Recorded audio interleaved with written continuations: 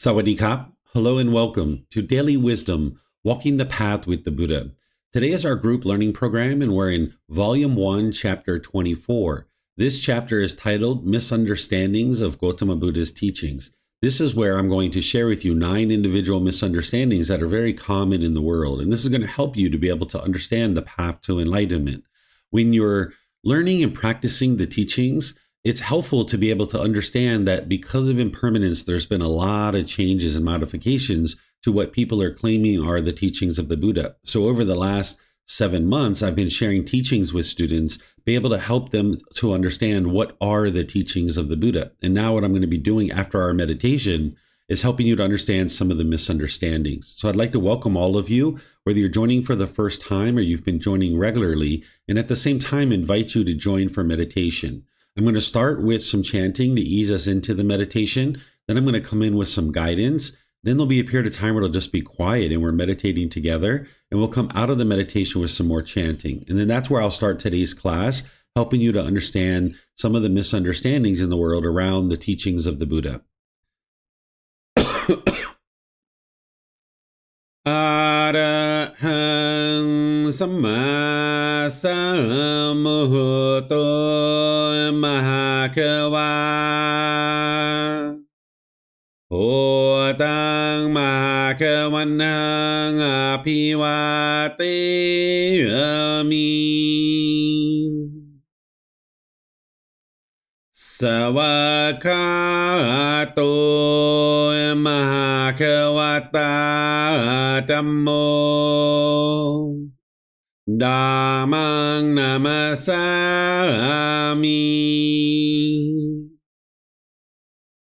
Supatipano Mahakavato Sāvaka Saṅkho Saṅghang Namami Namo Tassa Bhagavato Arahato Samma Sambuddhassa Namo Tassa Bhagavato Arahato Samma Sambuddhassa Namo Tassa Bhagavato Arahato Samma Sambuddhassa Iti piso Mahakava Arahang Samma Sambuddho Vicacaranang Sammuno Sakato Rokavitu Anutero Purisa Dhamma Sati Satatawa Manusanang Oto Bhagavati.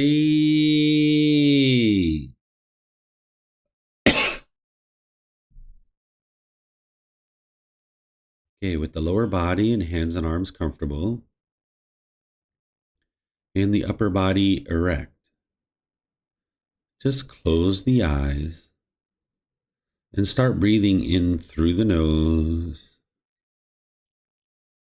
and out through the nose. Here you're just looking to establish the breath. A nice, natural, steady, consistent breath. Not forced or controlled, just a gradual inhale through the nose, experiencing the full breath. And then, whenever you're ready, exhale out through the nose. Breathing in and out. Breathing in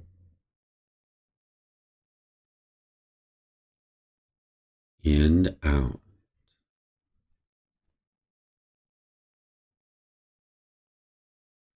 Your breath may not match up with the guidance that I'm providing, and that's okay. This is your practice. I'm just here for guidance.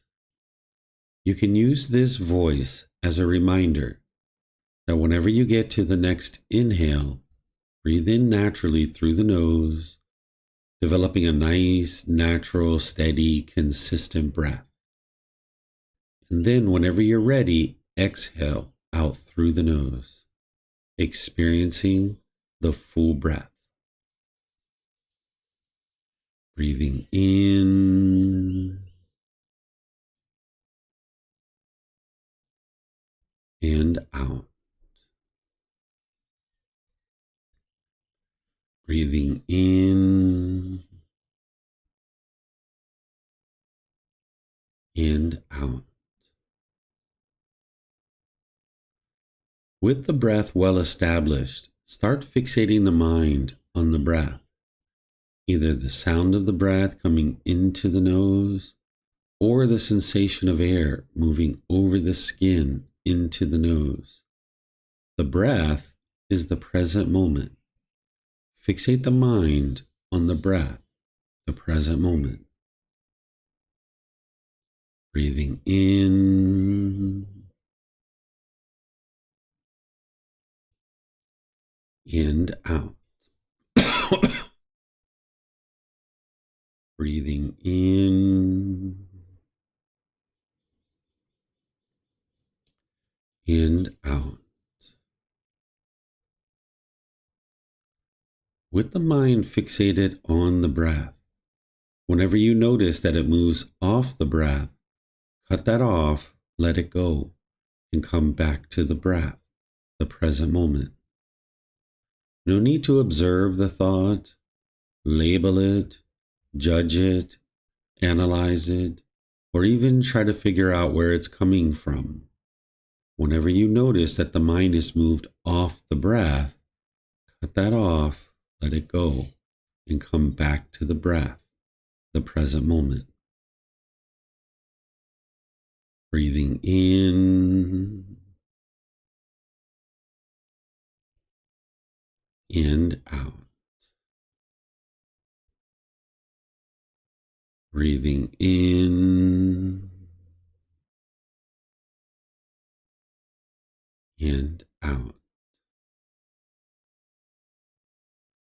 I'm going to be quiet now and let you do this work of focusing on the breath, cutting off and letting go anytime the mind moves off the breath.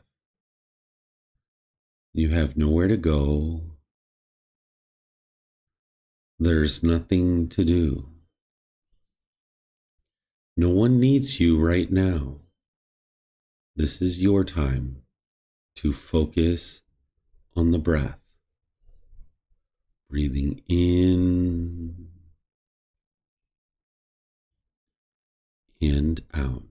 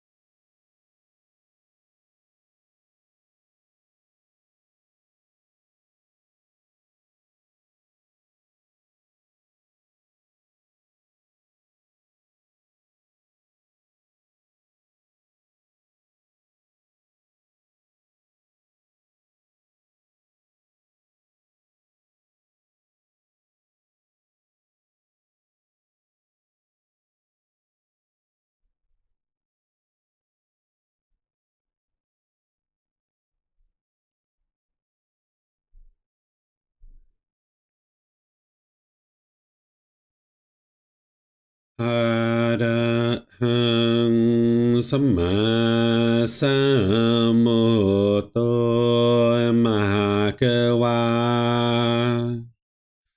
พุทธังมหะกวันหังอภิวาเทมิ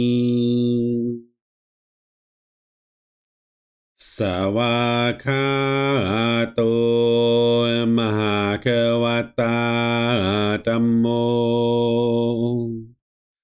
ธัมมังนามัสสามิสุปฏิปันโนมหะกวโตสาวกสังโฆสังฆังนามามิ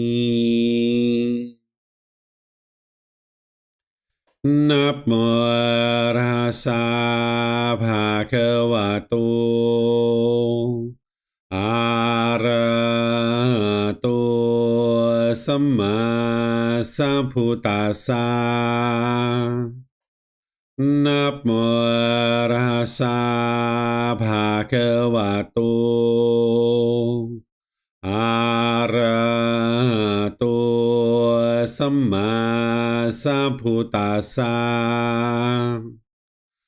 นะโมตัสสะภะคะวะโตอะระหะโตสัมมาสัมพุทธัสสะอิติปิโสมหะกวาอะระหังสัมมาสัมพุทโธ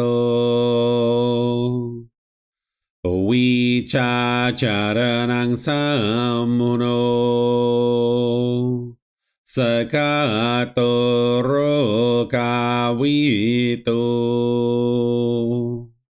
อนุเตโรปุริสาธัมมาสติสัตตาตาวามนุสนังโพโตภะคะวะติ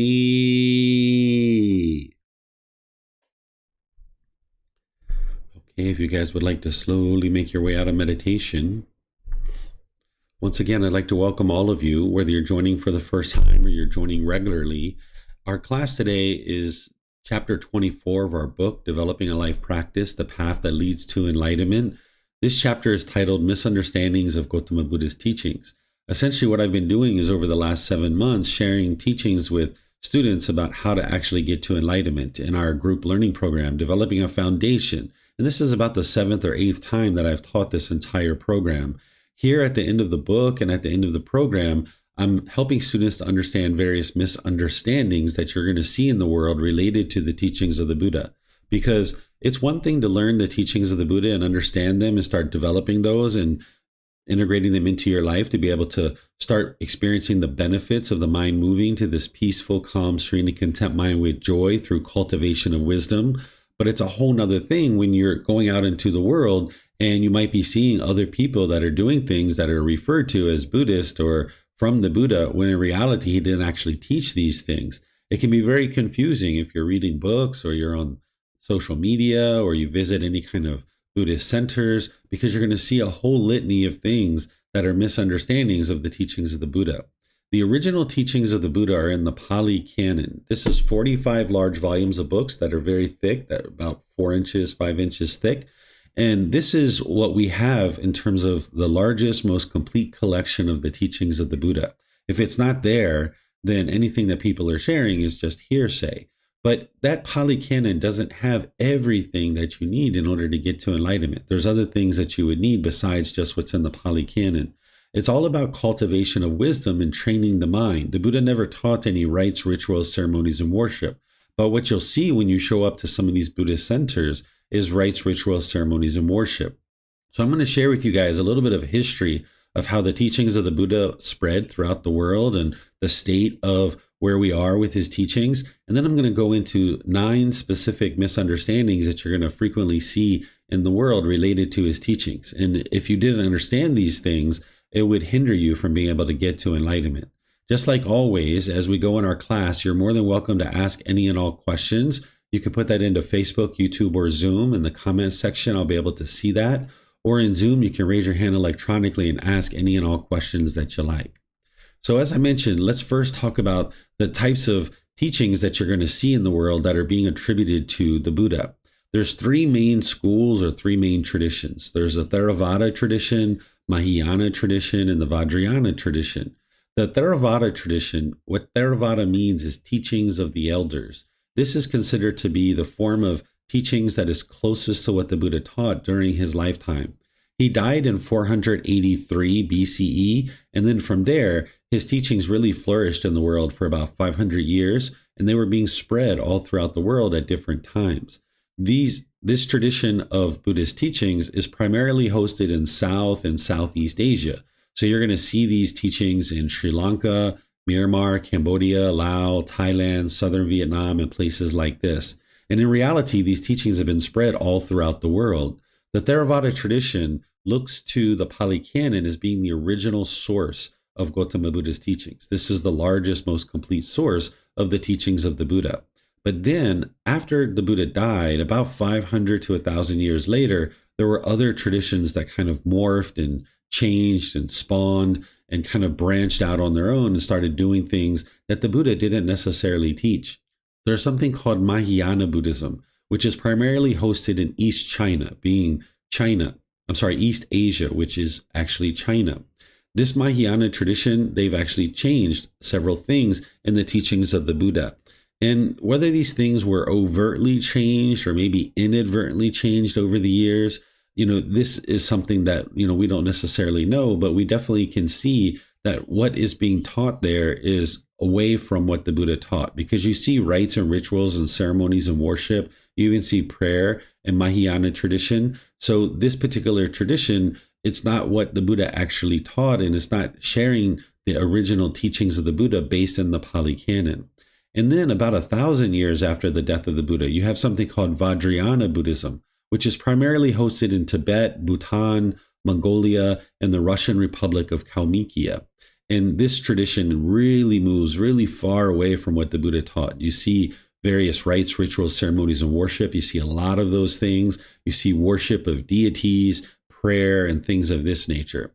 And if you understand the teachings of the Buddha, if you've been studying with me for any length of time, you know it's all about cultivating wisdom, that there aren't any rites, rituals, ceremonies, and worship in these teachings. But because things fractured over the years, you see these different traditions that have spawned.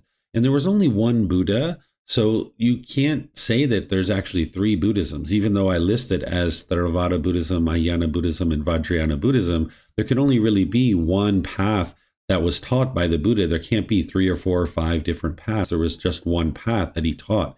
And the largest, most complete collection we have of his teachings is in the Pali Canon.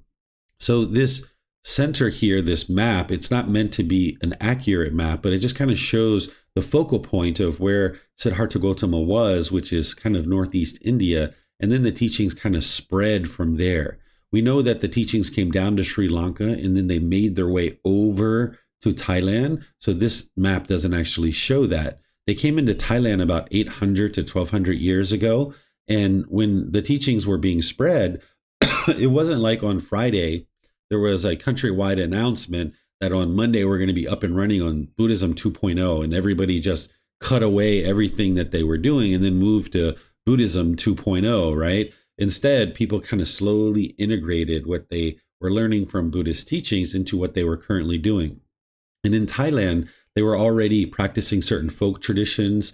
They were practicing certain things like that. They were practicing the animism. They were practicing all these different things that just got essentially integrated into what the Buddha was already, or what was being practiced in Thailand at that time. So as these teachings were coming in, they were just integrated. And this is why what you see in Thailand is a real mixture of various things throughout the country. From temple to temple, region to region, you'll see a lot of different things. Now, some people refer to these traditions as the lesser vehicle or Hinayana, which is kind of considered to be a derogatory term. Then you've got some people referring to Mahayana Buddhism as the greater vehicle and Vajrayana Buddhism as the lightning fast vehicle. Well, if anybody's trying to get to enlightenment quickly or fast, they're not understanding the path to enlightenment. They're not understanding what is the actual progression to enlightenment. It's not an instantaneous thing. It's not hurry up and get to enlightenment. It's gradual training, gradual practice, and gradual progress. You can't quickly get to enlightenment. And if you're doing rites, rituals, ceremonies, and worship, you're not actually going to get to enlightenment because that's not what leads to enlightenment. One of the biggest misunderstandings about the life story of the Buddha is that he sat under a tree, he meditated, and then he instantly got to enlightenment. And this isn't actually true. So what I'm going to do throughout our class here today is I'm going to focus on misunderstandings that you're going to largely see within the Theravada tradition, because it doesn't really make sense to go through all the misunderstandings of these other traditions, because what I've been sharing is the original words of the Buddha. And while a lot of people would consider what I'm teaching Theravada Buddhism, because I look to the Pali Canon as the original source of the teachings of the Buddha, I consider what I'm teaching is the path to enlightenment as taught by the Buddha, using his original words. Whether somebody wants to label that as Theravada Buddhism or anything else, that's up to them. But the Buddha didn't actually teach Theravada Buddhism. That wasn't a label that even existed during his lifetime. It was just, here's this better way of life. And he taught this better way of life, not as a religion or rules and commandments or anything like that, but as a way to awaken the mind to this enlightened mental state where the mind can be peaceful, calm, serene, and content with joy. And as students have been learning with me, if you've been learning with me for any length of time and you go visit temples and you see rites, rituals, ceremonies, and worship, you might be confused of why these things are there. Well, largely, this is impermanence. The same thing that the Buddha taught about constant change and the universal truth of impermanence from 2,500 years ago when the Buddha died until now, there's been constant change and modifications. And the Buddha talked about this during his lifetime, that this is what was going to occur and that we would be at this low point in society with his teachings. And that's essentially where we've been for the last many years. But now what I'm going to do is help you to see these misunderstandings, so it will help you to be able to better understand the path to enlightenment. And when you visit various venues that are any type of temple or anything like this, or any kind of Buddhist event, you'll understand what are the teachings of the Buddha and what aren't the teachings of the Buddha by understanding the misunderstandings. So before I get into that, let me see if you guys have any questions on any of the three schools that I just talked about, Theravada, Mahayana, and Vajrayana. You can put that into Facebook, YouTube, or Zoom, or you can raise your hand in Zoom and ask any questions that you like. So it looks like Vibhav has a question. Go ahead, sir. Thank you, teacher. I'm just wondering if there's, from your point of view, any truth to the greater vehicle and the lightning fast vehicle beyond just like the right rituals. Is there any truth to just having a faster path, doing some, I don't know, whatever path they follow? Yeah, from my perspective, from what I see in the Mahayana tradition and Vajrayana tradition, you can't get to enlightenment through those traditions, even though they're labeling it as greater vehicle and lightning fast vehicle. Based on what they're teaching, those teachings don't actually lead to enlightenment. So while they're maybe labeling it as the greater vehicle and lightning fast vehicle, it actually lacks the ability for anybody to get to enlightenment in those traditions, because they're doing rites, rituals, ceremonies, and worship. They're praying and thinking of those kinds of things, and they don't have the actual teachings that the Buddha taught from the Pali Canon that are going to help guide you to awakening the mind to the wisdom of the path to enlightenment. So even though they're labeled this way, I would say that they don't even lead to enlightenment based on what I've seen. Thank you. Another question on Mahayana Buddhism. I believe they have the concept of like a bodhisattva, which comes back because they get reincarnated. They don't attain enlightenment because they want to come back because of compassion for human beings. What is the thought behind that? Yeah, this isn't what the Buddha taught, right? He taught to get to enlightenment, and then once the mind is enlightened, you're actually able to then help other people get to enlightenment. The idea of postponing your enlightenment in order to help other people get to enlightenment, you wouldn't be able to help other people get to enlightenment if you yourself haven't been able to figure out how to get to enlightenment. It's kind of like, who would you like to learn how to drive a car from? Someone who's never driven a car before, or someone who's maybe got 20 years of driving experience and teaching experience? So the idea of postponing someone's enlightenment in order to come back into the world and help others, this is not what the Buddha taught, and it doesn't lead to anything beneficial. It's just a huge misunderstanding. And in my opinion, this actually breeds complacency, that an individual says, oh, I'm not going to get to enlightenment. I'm not going to train my mind to the point of enlightenment because I'm going to help other people. Well, you can't help other people if you haven't figured out yourself how to get to enlightenment. Thank you. You're welcome. Okay, let me see if we have any questions anywhere else.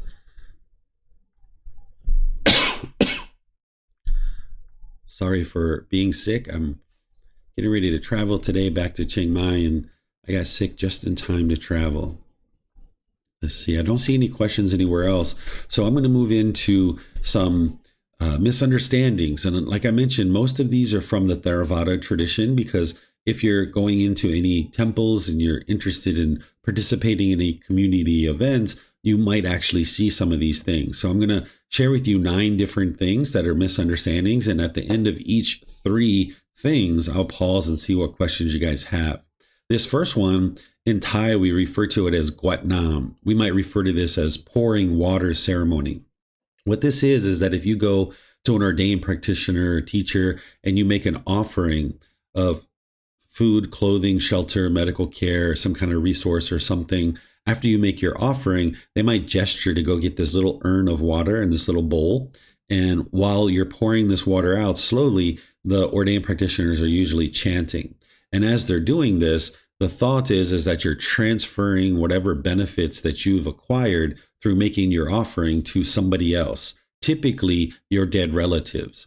Well, this is a nice thought, but it's just not possible. If you understand that generosity is training your mind to eliminate selfishness, it's training your mind to eliminate craving, desire, attachment, the cause of discontentedness, then you understand that you can't transfer that to somebody else. It's just not possible. But unfortunately, there's a lot of misunderstanding in the world, and you might see this from time to time. And whether you choose to participate in it or not is up to you, but just understand that this isn't what the Buddha actually taught. You can't do any kind of wholesome deeds and then transfer the benefits of those to somebody else.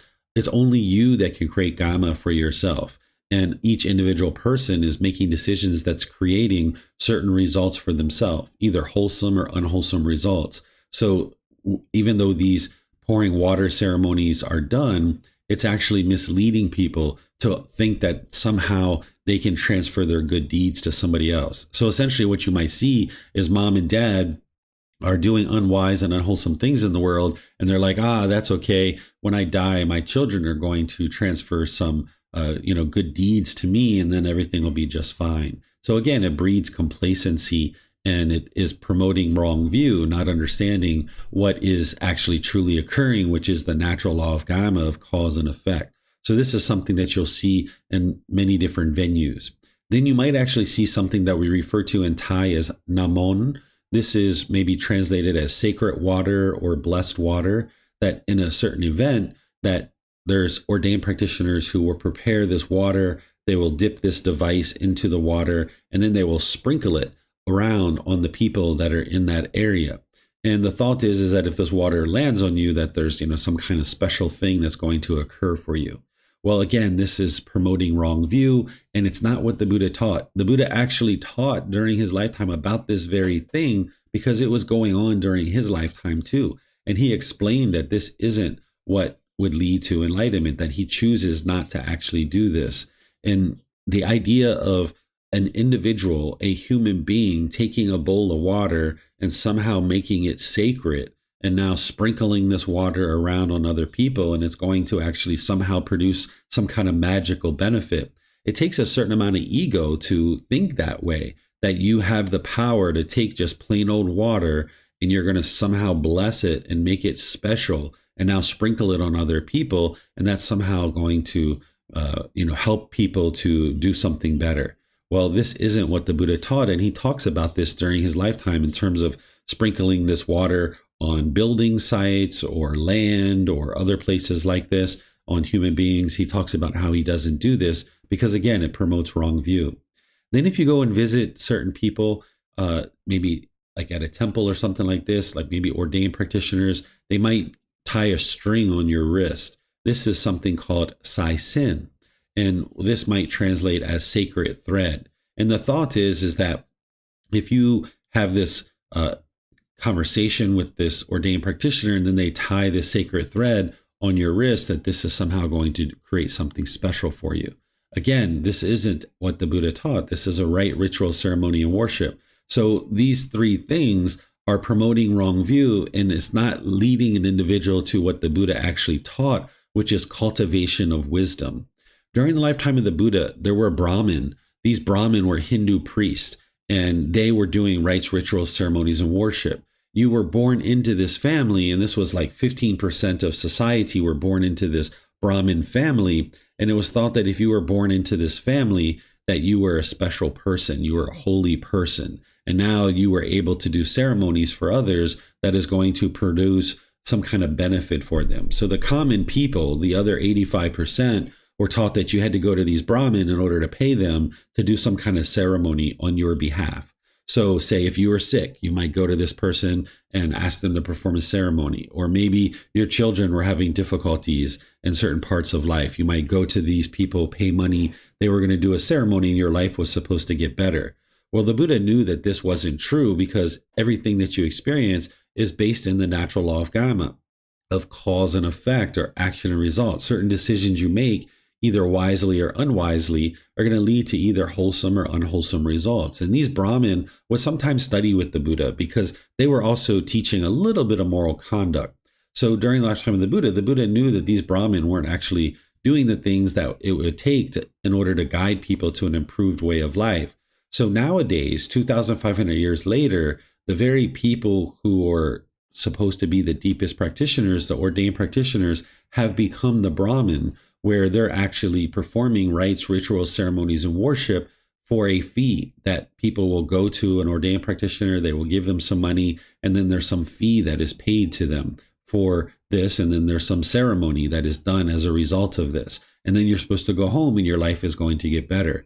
But the Buddha taught to cultivate wisdom. That's what it is that's going to lead to improved results in your life. Through training your mind, through eliminating pollution of mind, that's what's actually going to lead to beneficial results. Not these rites, rituals, ceremonies, and worship. But you're going to see these in a lot of different places. And then you just need to decide what you're planning to do as you enter into these environments. Sometimes when I go with students to help them learn how to make offerings to ordained practitioners, the ordained practitioners will gesture for us to get the Gotama or the pouring water ceremony, the little urn, and we just choose not to do it.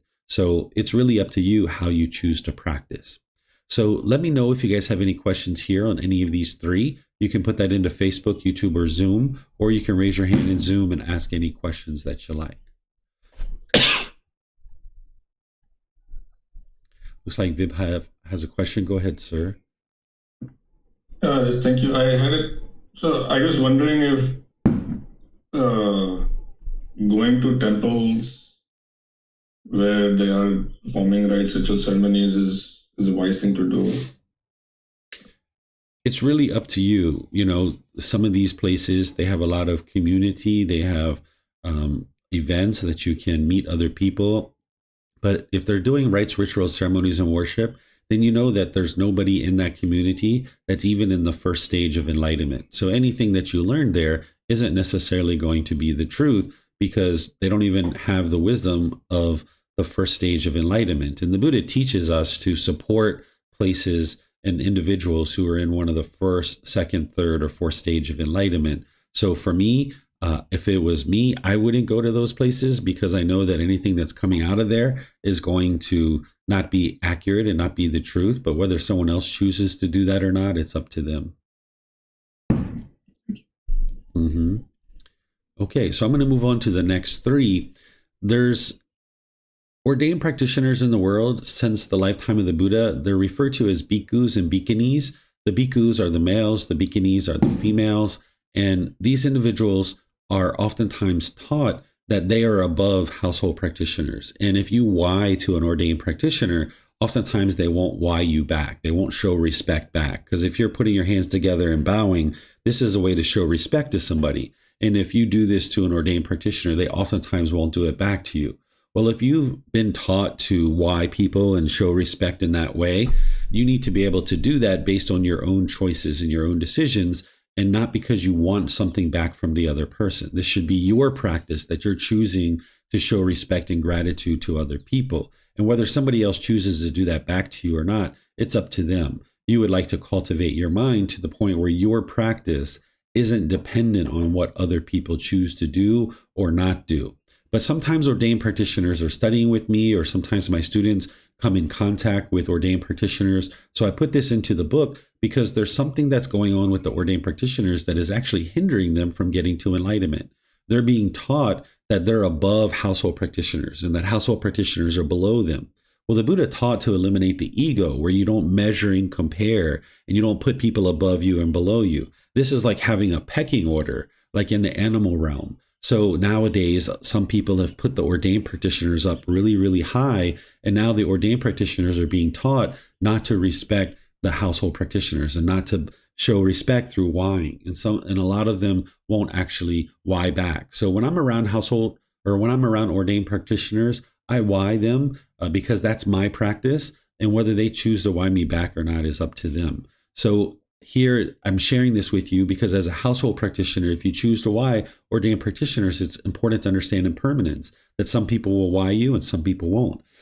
And if they choose not to, that's their practice. That's not any reflection of what you're doing or what you're choosing to do.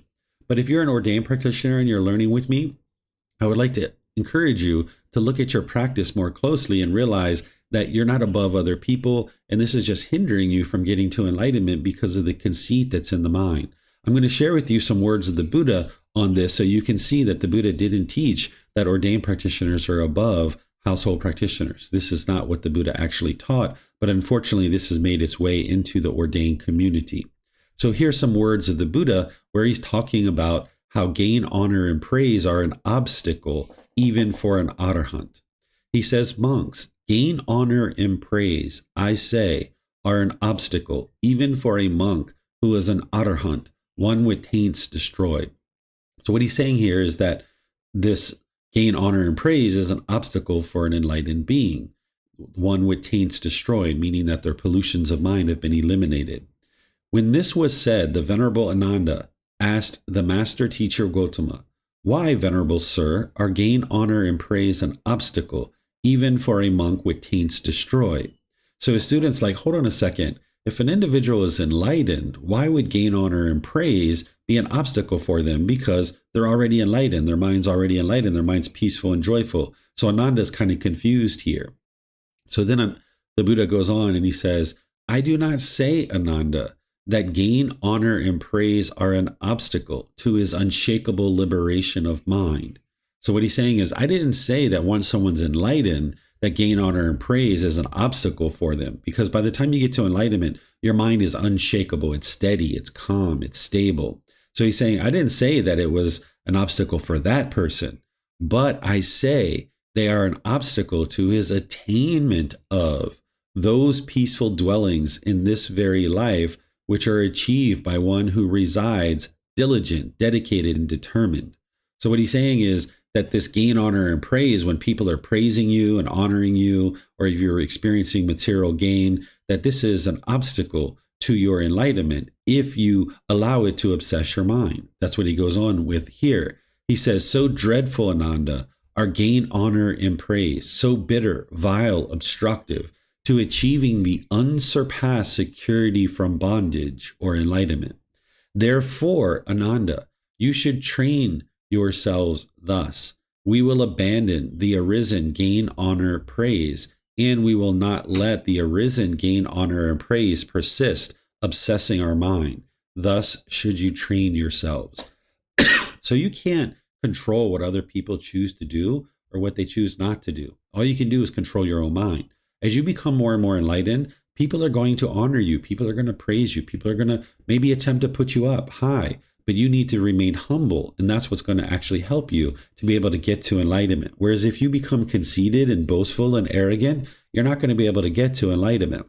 So even though other people might honor you and praise you, you need to remain humble, whether it's about the qualities of your mind and the way you're so focused and concentrated and you have wisdom, or even if it's just some skill at work where you're maybe really good at a business meeting and you have certain ideas that are really helpful and people start to praise you, you need to be able to remain humble. And this also goes for the ordained practitioners, that people are putting you up high. You need to be able to understand what needs to happen in order for you to get to enlightenment is you need to remain humble. You can't control whether people put you up high, but you can control your own mind and develop a practice that is humble and down to earth.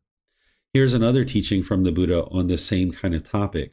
This one is titled, "This spiritual life is not lived for the sake of deceiving people." Monks, this spiritual life is not lived for the sake of deceiving people and persuading them, nor for the benefit of gain, honor, and praise, nor for the benefit of winning in debates, nor with the thought, "Let the people know me thus," but rather, this spiritual life is lived for the sake of restraint, abandoning, freedom from strong feelings, and elimination. So what he's saying is, becoming ordained or moving along the path to enlightenment, getting more and more enlightened, it's not for the gain, honor, and praise. That's not why you should be learning and practicing these teachings. It's not because you're becoming wiser and now you can win in debates, because you're going to have certain wisdom that other people don't have. And if you're arguing and fighting and trying to persuade people, that's not why the Buddha taught. It's not for the thought, "Let the people know me thus," like, look how great I am. Look at how concentrated and focused my mind is. This isn't why the Buddha taught these teachings, but rather this path to enlightenment is to restrain the mind from that craving, desire, attachments, for abandoning the unwholesome qualities, to get freedom from strong feelings, those discontent feelings, and eliminate the discontentedness. That's why the Buddha taught what he taught, and that's what he's sharing with people. So if we allow this gain, honor, and praise to obsess our minds, then you're not going to actually be able to experience enlightenment, because the mind's going to have this conceit. So the next one that I'll share is chanting and mantras. This is something that you might see from place to place. It's important to keep in mind that the reason why chanting was created is that during the lifetime of the Buddha, everything he taught was oral. The language that he spoke in, it didn't even have a script. They didn't write things down because the technology to write things down existed in China, but it didn't exist in that region of the world. So we might not think about writing things down as technology, but 2,500 years ago, that was actually technology. And that technology didn't exist in the region of the world where the Buddha was from. So they used chanting as a way to commit the teachings to memory. Because if you're going to actually practice the teachings, you're going to need to commit them to your memory so that you can go out into the world and practice them. So nowadays, we don't need to chant in order to commit the teachings to memory. We have books, videos, podcasts, audiobooks, things like this. But during the lifetime of the Buddha, they used chanting. Once every 2 weeks, they would come together and they would recite his teachings word for word for word. So when you understand that, then you understand that chanting has nothing mystical or magical about it. Today, when people are chanting, it almost takes on a significance of like prayer or worship or some kind of mystical or magical thing. You might have somebody say, chant this special chant that only our temple knows. And if you chant this chant every day, you're going to get rich. Or if you chant this chant every day, your boyfriend or girlfriend is going to come back to you. Or if you chant this chant every day, you're going to get an extra long life. Well, none of these things are actually true. The way that anything occurs in the world is through decisions of cause and effect, action and result. You can't just chant your way to an improved life. You need to cultivate wisdom and make wise decisions in your life. So just like I teach people, don't believe other people in the world, I teach you don't believe me too. That instead, you need to be able to see the truth for yourself. So a couple of things you can think about with chanting. That if there was truly a chant that was going to instantly get you rich, or that was going to bring your boyfriend or girlfriend back, or that was going to promote some kind of long life for you, don't you think that that chant would have spread like wildfire all throughout the population of humanity by now? I mean, think about it. If you go to a restaurant and you have a good meal, you tell all kinds of people, right? You tell your friends and family members how wonderful this restaurant is, and maybe they should go, eat at this restaurant too. Well, if there's something that can create instant wealth or bring somebody back to you or create this extra long life, that would have spread like wildfire long before now. And if somebody tells you that our temple has this special chant and it creates an extra long life if you chant it, well, you should be able to look around the temple and you should see 150, 200, 300-year-old people. And if you don't see that in their temple, then you know that this isn't actually true and people are just believing these kinds of things. So chanting and mantras, there's nothing mystical or magical here. I only do chanting as a way to ease the mind into meditation and get more benefit out of the meditation itself. There's other reasons that I teach why I do this, but nothing is mystical or magical about the chanting. So this is something that you can keep in mind as you travel about the world and you might be exposed to chanting or mantras. As you're traveling around the Buddhist world, you might even come in contact with Buddhist statues. Now, these statues are very beautiful, lots of artwork in the world around the Buddha and kind of like what he did. And each one of these statues are typically depicting a time frame in his life. If you go to China, you'll see statues that look very Chinese. If you go to Japan, the statues might look very Japanese. If you go to Thailand, some people think that the statues look somewhat Thai. But in reality, none of these statues actually look like the way that the Buddha did during his lifetime. The picture that I use, that is here on your screen and that you'll see me use in a lot of different places, this is an artistic representation of what the Buddha was thought to have looked like during his lifetime. That in the Pali Canon, there's a description of the Buddha, that it was put into the Pali Canon. And then this particular artist looked at that and then created an artwork that resembles what the Buddha looked like during his lifetime.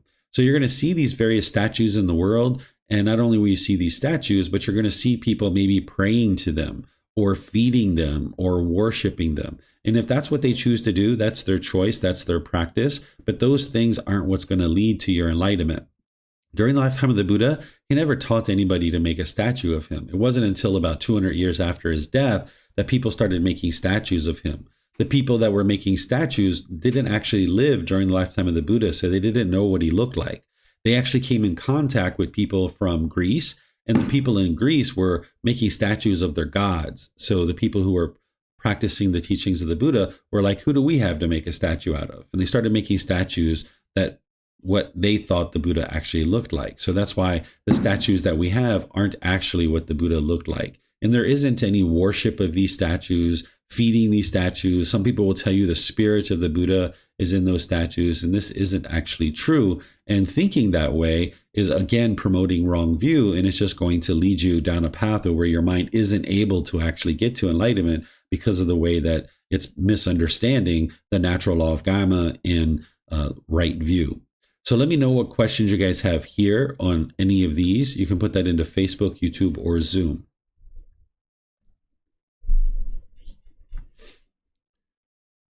Okay, I'm not seeing any questions. So now what I'm going to do is I'm going to move to the last three and then open up to any and all questions that you guys have related to this. The seventh one in the book is me sharing about how some people misunderstand the Buddha and they think of him as a god, as an avatar or a lord. And the Buddha wasn't a god, an avatar, or a lord. The Buddha never described himself that way, but nowadays people describe him that way in some venues. Well, a god isn't born through the womb of a woman. It's impossible for a god to come into existence through the womb of a woman. That's a human being. It's not an actual god. But sometimes people refer to the Buddha as a god. Some people might even refer to him as a lord. They might hear Lord Buddha. And if you look up the definition of Lord, what the definition means is someone or something having power, authority, or influence, a master or ruler. And then some other definitions of the word Lord is act in a superior and domineering manner towards someone. Well, if you've studied the teachings of the Buddha for any length of time, then you know that this is actually just the opposite of what the Buddha taught.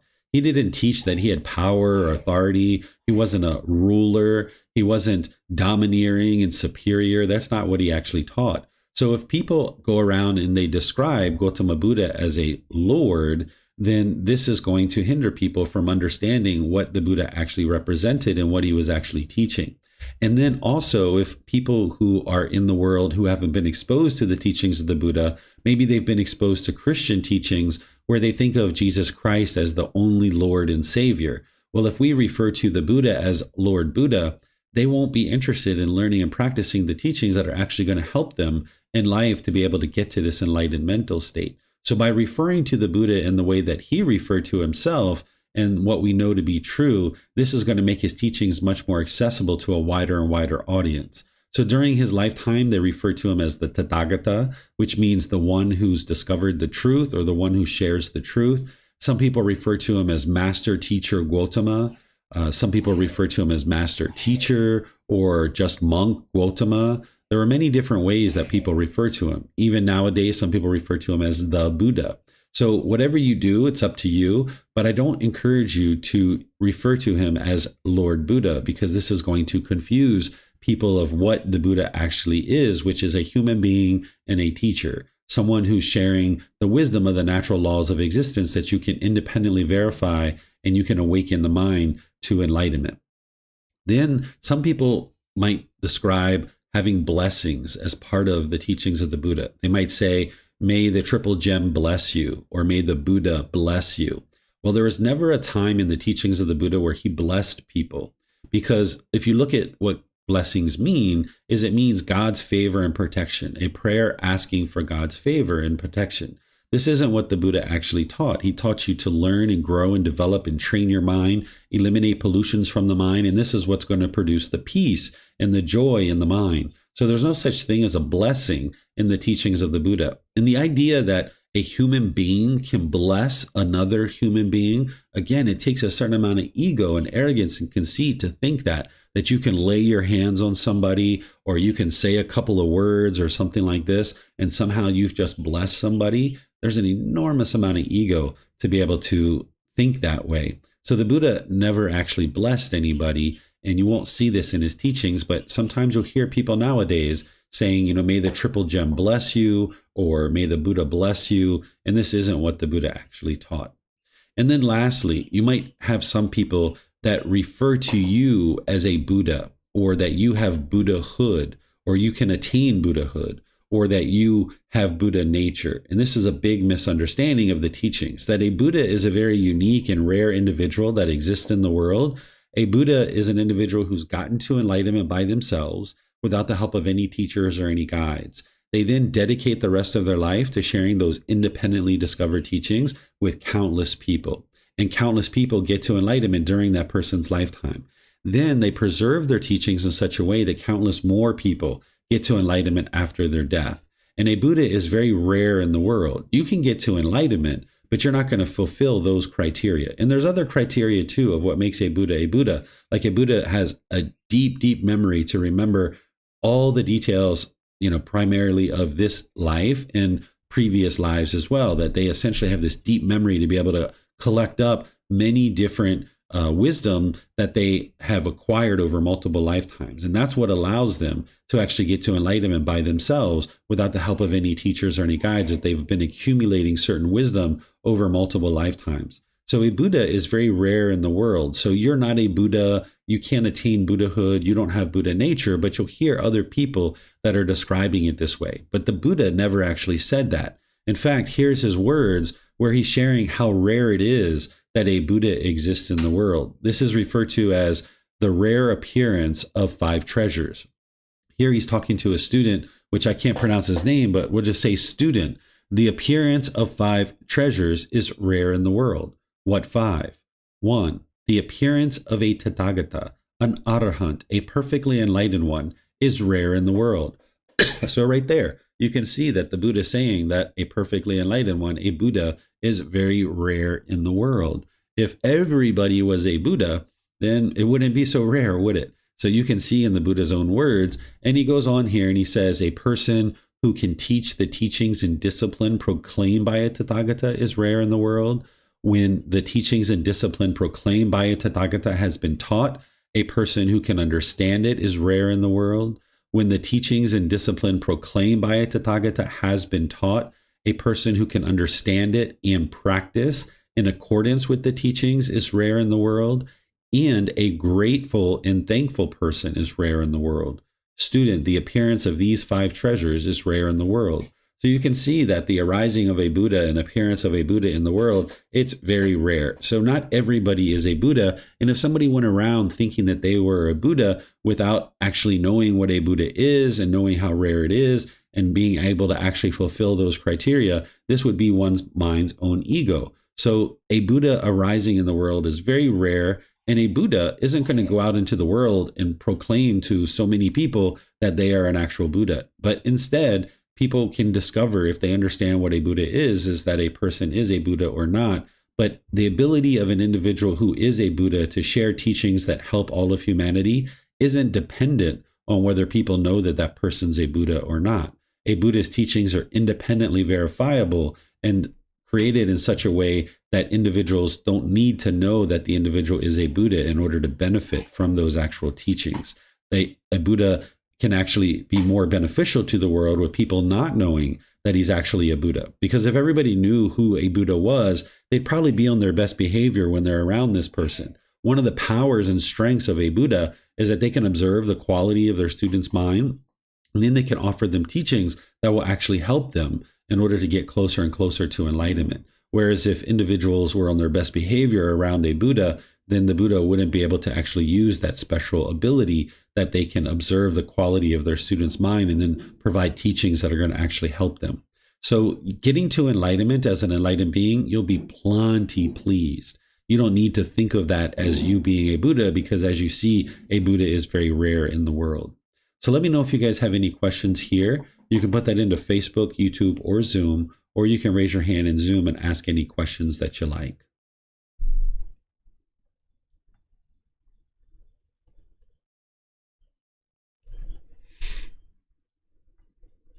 Okay, I'm not seeing any questions anywhere. So what I'm going to do is just end class by thanking all of you guys for joining. Thank you for your interest in learning and practicing the teachings of the Buddha.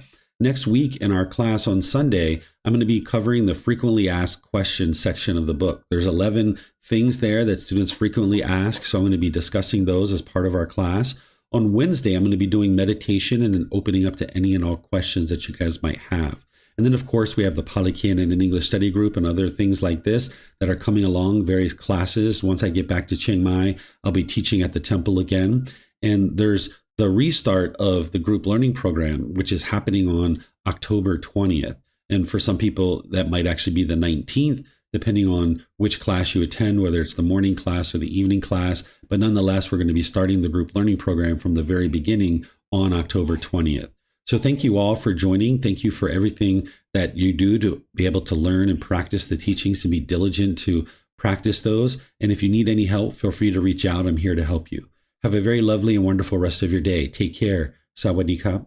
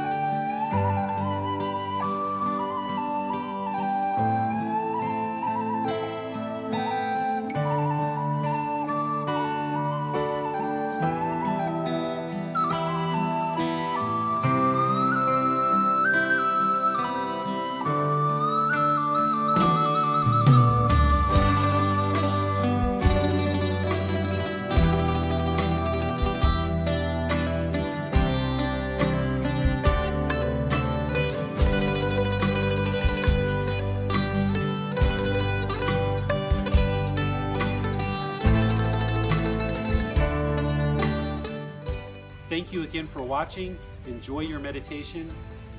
Look forward to seeing you online and answering any questions that you might have. Thank you so much.